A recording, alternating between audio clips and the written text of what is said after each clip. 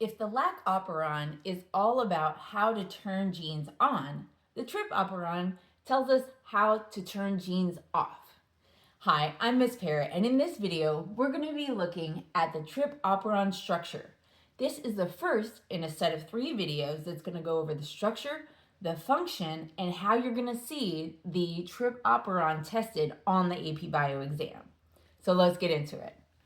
To remind you, an operon is just a gene-regulating mechanism in prokaryotes, specifically E. coli in the case of the Trp operon. The reason operons exist is to save energy. In the case of the Trp operon, it's going to be on and then coding for the polypeptides that will make the amino acid tryptophan when tryptophan is absent. And then it will turn off when tryptophan is present.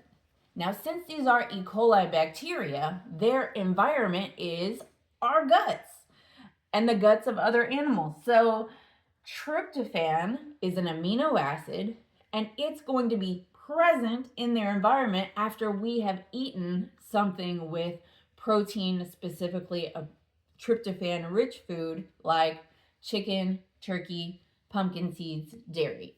So when those go in, then that's going to trigger either the on or the off of the Trp operon. Let's take a look at the pieces.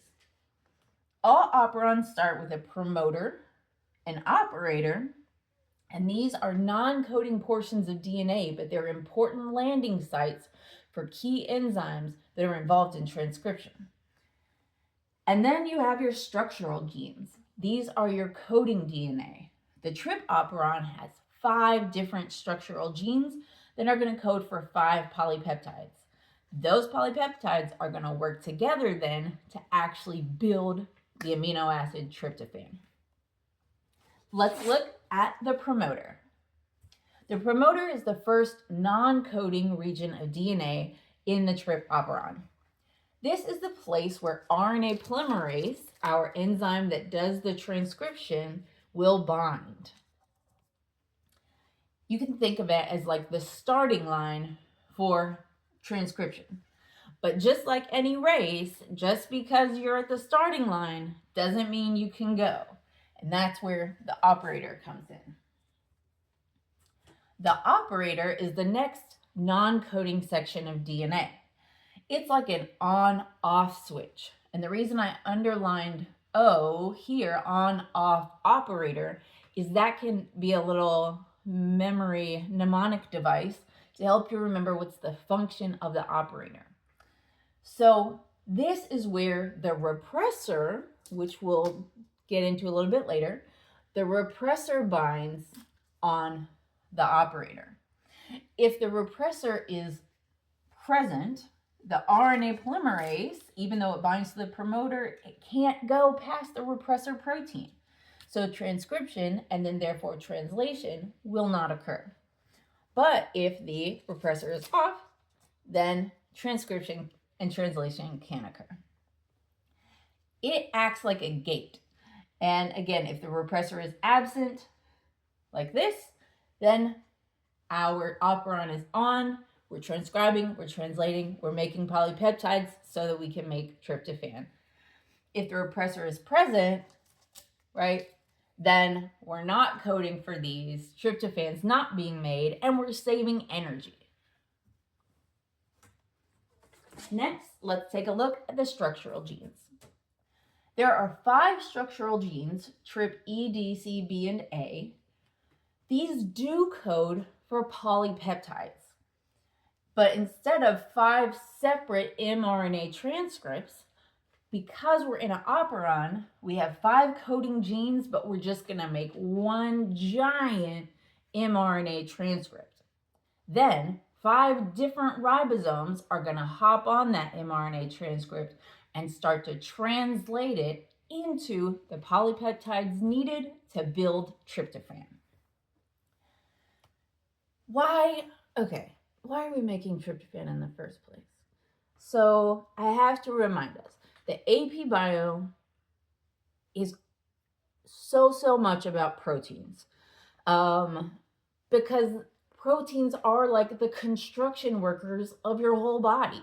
Like everything in you that's living either is made of protein or was made by a protein.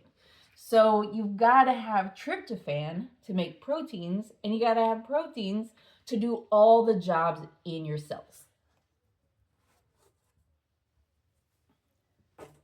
Now, this last part is the repressor.